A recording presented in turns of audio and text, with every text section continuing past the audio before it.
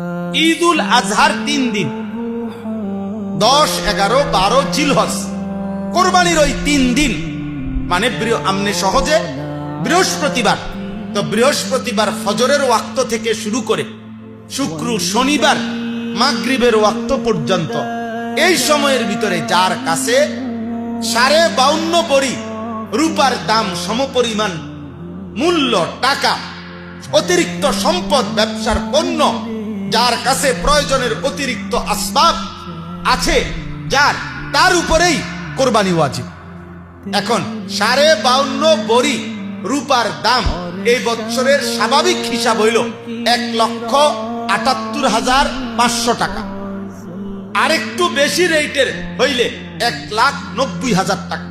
সর্বোচ্চ আমি রেট জানছি 3600 টাকা বড়ি, 1,90,000 টাকা। আর 3400 টাকাও বড়ি আছে, আরেকটু কমও আছে। 1,78,500, 1,79,000, 1,90,000, এ ধরেন 1,80,000 থেকে 90,000 টাকা।